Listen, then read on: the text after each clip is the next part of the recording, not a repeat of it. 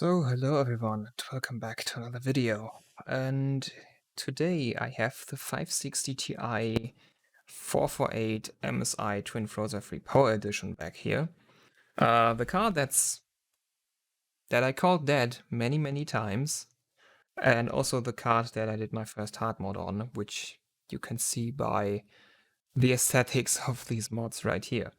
But I actually have some interesting news about this card. So, if you remember the last video, you will see that the card has changed in this region right here. And that's not actually everything, because I did the memory volt mod, which was my first volt mod, and I did this on this dead card because I didn't want to kill a working card for it, because the card still fires up with just artifacts all over the place and doesn't run drivers. So I installed the memory volt mod right here, and yep, worked fine.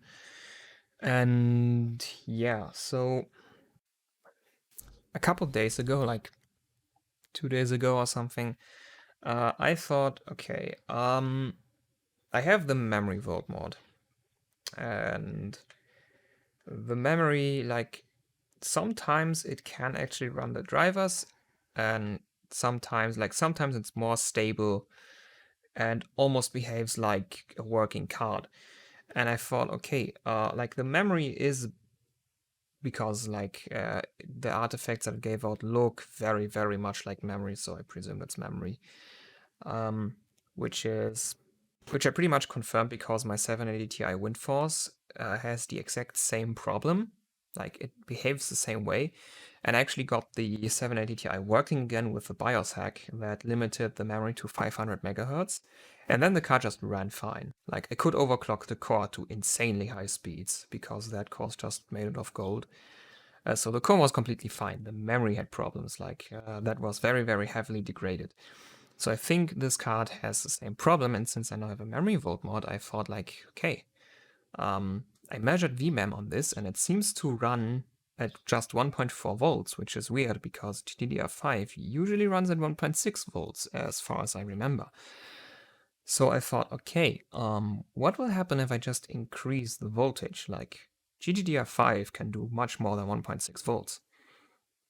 So if the memory is just degraded, giving it more voltage might fix it.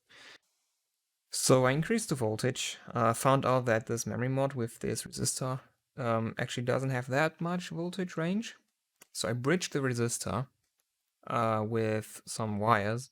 So the memory mod went down from 15.1 kilo ohms to just 10 kilo ohms, because I bridged that 5.1 kilo ohm resistor. And then the card ran at 2.2 volts. Yeah, 2.2 volts on the memory, which I thought, okay, it's dead now. But the thing was, it was still pulling out an image. And I thought, okay, maybe this card can actually do 2.2 volts. But I still went down in the voltage, because even if it runs 2.2 volts, it's not gonna run it for long. Because the memory is not only going into the memory chips, but also into the memory controller on the GPU. And I think that's gonna die very quickly at that voltage. So I lowered the voltage again, but I couldn't get the card working again, so it still artifacted. And then I put it away for a couple days, until then, 2 days ago, where I thought, okay, the card is dead anyways. The VRAM is still fine. And that's the part that I care about, because that's the part I modded, and that's the part I'm maybe gonna turn into an e-power board if I feel like it. So the core is fine, the memory is dead anyway, so let's just shove a lot of voltage into it and see if it works again or dies. And then I put the card in. And then something happened that I didn't expect. I didn't change anything about the volt mod. That volt mod wasn't there at this point, there was only the memory one. And the thing that I didn't expect was that the card just worked. Booted up, no artifacts, it installed drivers, no artifacts, it ran GPU Z render test, it even ran a Heaven benchmark. And at that point I thought, okay, this card randomly died once, now it randomly decided to live again. And I thought like, yay, that's very cool. Like I remember this card being a very good overclocker. And yeah, so I put my Arctic Accelero cooler on it. It doesn't have it right now, but you can still see the thermal paste from the base plate that was on there. Like the Accelero, I have it right here. That big thing. It's on the GTX 480 currently. That's gonna be the next video. How I did that. So I put it on the Accelero cooler because like I scrapped the cooler from this card for parts for the HD7950. So anything but the heatsink itself was gone. So I put the Accelero on this, and yeah, it ran for a while, and then it started artifacting again. It still ran drivers, it still ran desktop just fine, but any 3D loader would start to crash it. And at that point I was trying to like change the voltages a bit, lower the memory clocks, and try to get it to stabilize again. And I got to a point where nothing really would happen. Like regardless of what memory settings I run, the card would not do it anymore. And so I just thought, okay. It came back and now it's dying again. And like, yeah, like it won't even stabilize on the lowest clock. I can enter an MSI afterburner and it's just like, yeah, the card is on its way out again. So yeah, I put it away again for a while and started playing with the GTX 480. And there I actually, just for curiosity, I lowered the voltage all the way down and looked what it could run, and then something happened that made me realize something, because the GTX 480, like I lowered the voltage all the way, but left the clocks at stock, which the card didn't like. I put it as the card didn't like that. And yeah, the card would artifact, and it would show the exact same artifacts that this card shows, which I previously thought to be memory. But I only lowered the core voltage on the 480, so I thought, okay, maybe it's not the memory, maybe it's actually the core voltage that is not working. Yeah, because like I suspected it's memory because just like the artifacts looked like memory, and the way I thought it died is this card had a base plate, and there were thermal pads on the memory and the VRAM. And those thermal pads are really old and like were in really bad shape, and a lot of them just snapped in half when I removed the base plate, but I don't have any replacement pads here, so I reused them and I kind of pushed them back in place. But there were some areas where the thermal pad was thicker than before because like I squished it together and couldn't really get it back into the shape. And yeah, so after I put the base plate on, I didn't think it was a problem really. Like the carton just died a couple of days after when I decided to test it one more time.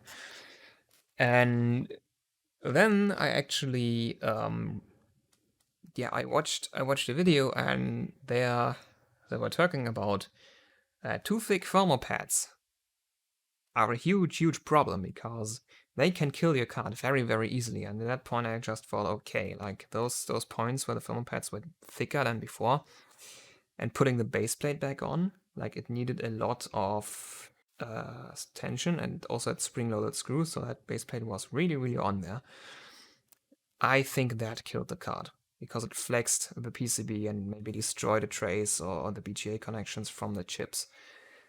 And I think I thought that's why it died.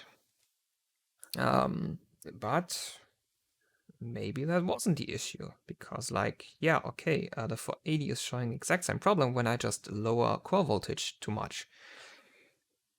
Which is weird, like, on one hand I confirmed that the problem is the memory with the 780 Ti, but on the other hand I have the 480 which is showing the problem is actually the core. So I thought, okay, let's do one more volt mod, and that's the one you can see here. That's like, there's a C on there, that's core. And one problem I previously had is the right there, the vCore PWM controller UP91818. No, the UP19818. It should be like 19818. Yeah. That one doesn't have a public datasheet. You can Google it. You won't find anything. I could find a datasheet for a UP1988, but that's like a 2-phase controller, and this one's a 6-phase. So like those obviously don't have anything in common except then the UPI thing. And so I tried searching for datasheets and I just couldn't find anything. I tried to search for mods on cards with the similar or same PCB, couldn't find anything. And then I remembered that a user that I shouted out before on r/overclocking u/sadness7 or like madness exclamation mark on Discord, on pretty active on the Linus Tech Tips Discord. That user does a lot of the stuff that I do too, but with much more skill because he's been at it for much longer than I have. And he actually had a GTX 570 with this PCB. Like the 560 Ti 448 is basically a 570 with a few cores disabled. So PCB is, I don't know if it's the exact same thing because I think the 570 had 2-phase memory power, but there could have been 2 versions of it. So yeah, that user did mods to this PCB, and I asked him to send me the mods again, and I got the mods again. And then at the back of the core, there was a pin right there under this big blob of plastic. There was an empty solder pad for a small SMD component where I soldered a volt mod on, 10k ohm potentiometer, 10k ohm resistor, goes back to ground. And that's a VCore volt mod. So the reason why it's all caked in Plastidip is not to match the look of this thing. That's actually hot glue, not Plastidip. I tried to attach the thing multiple times, and because like these SMD components are so small, it's really hard to get them on, especially because my wires are a bit too thick, and they are also multi-core wires, not single-core wires. So I failed to attach it multiple times, and then yeah, I noticed that the PCB trays that I tried to solder on began disconnecting from the board. And at that point, I just very carefully soldered it on and then just caked everything with Plastidip. So like it's in place now. So that's why this huge blob of Plastidip is there. Like I also put the wire in Plastidip so it doesn't shift. And yeah, so that's why it looks so disgusting now, but it does work. The mod does work. And so I put the card back in, this time with VCore control. And then there's another thing that I found out. I thought increasing VCore was gonna help it because like the 480 had the problem with too little VCore, so putting more VCore into this was like the logical conclusion, but I found out the more VCore I give it, the faster it's gonna crash. So I was like, okay, this doesn't like VCore. So maybe give it less VCore. And I found out that the software readout for the voltage was really wrong on this card. Like MS Afterburner would tell me it's like at 988 millivolts, I think. Actually, it was at 1.1 volts because like I have the VCore sense line here, which is the first volt mod I ever did.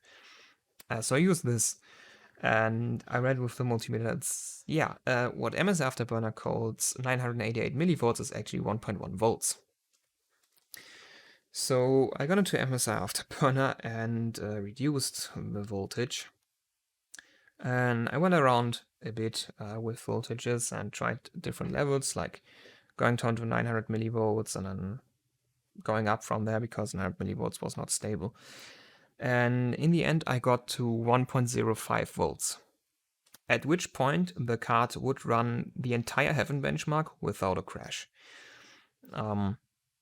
And yeah, like before it crashed and I had the lowest clocks possible for core and memory put into MSI Afterburner. At 1.05 volts, this would actually run almost or even complete stock settings. Like stock on this is 750 megahertz core and like 1950 megahertz memory. I did run 700 megahertz core and 1400 megahertz memory on this, and it did run. I then went to 750 megahertz core, which it did run fine, but then one moment I didn't look and the card went into safety mode, so it reduced the clock to the lowest clocks possible again by itself, and applying any kind of MSI Afterburner offset would not apply unless you restart the system. So apparently the card encountered some instability and went into safety mode, though it never artifacted on screen. Like, I didn't really look away that much, I just had it.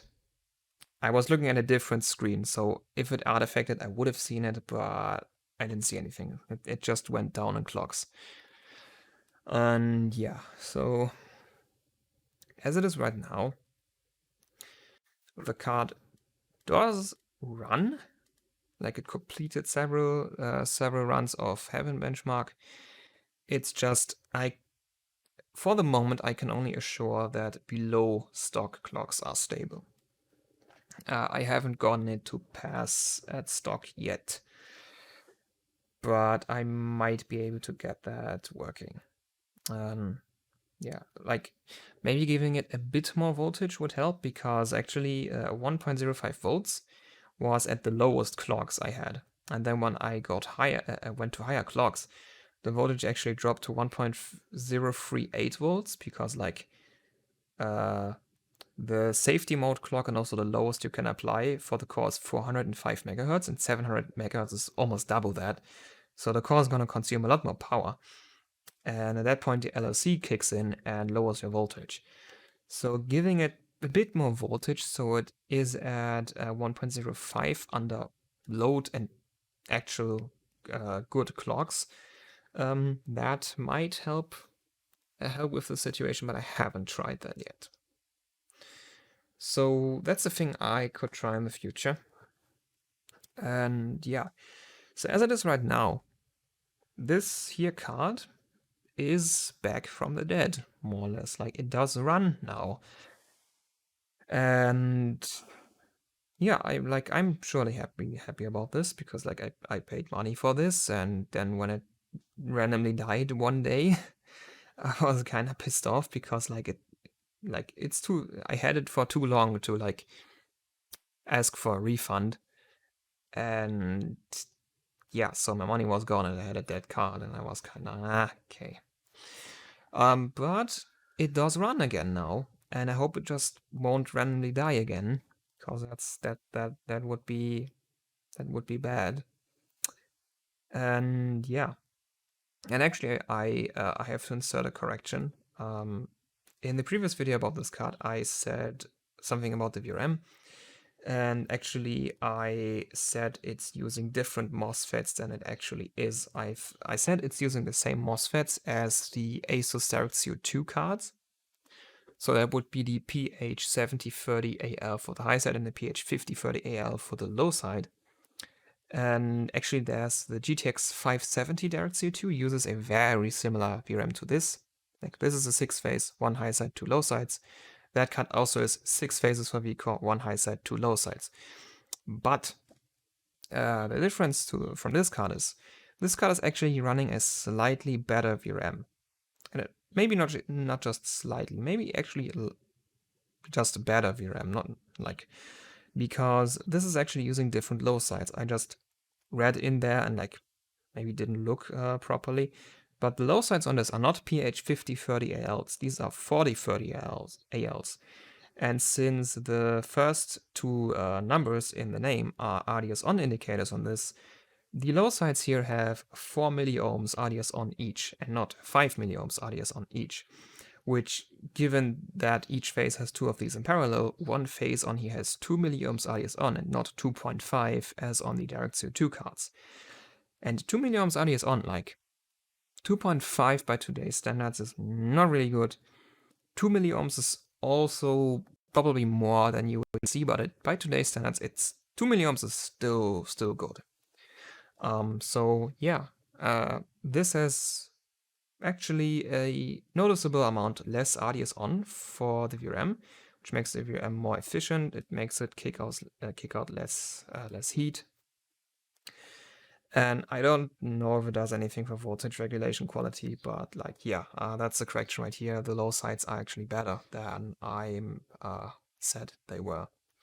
Which makes this 560 Ti 448 actually have a better VRM than the 570 direct CO2. Which, like, yay, I mean, this basically is a 570.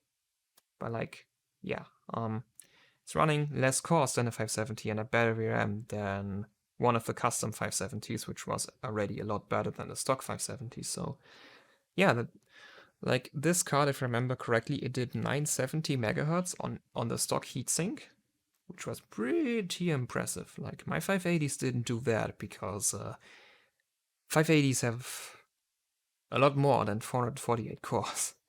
And they can go much higher voltage, and like at that point the heatsink just can't keep up. So yeah. But I think I'm gonna end it here too.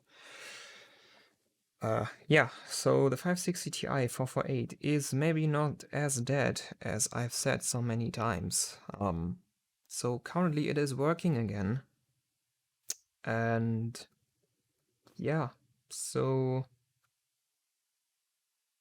maybe I can get it back to running stock. Maybe I can even overclock it slightly. I'm gonna test some more on this card when I have time.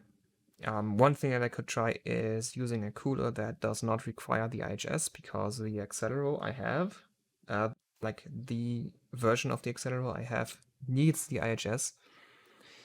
And that limits cooling pretty, yeah, that's not that great for cooling. So yeah, maybe slapping on the Morpheus on this, or actually I ordered a second Arctic Accelerow, but this time a version that does not require the IHS, because it is a newer version that's universally compatible, not just with IHS cards like the version I have. So yeah, that could be one thing that I could try. But yeah, for now that's everything for this card right here. And so yeah, thank you for watching, hope you enjoyed, and until next time, goodbye.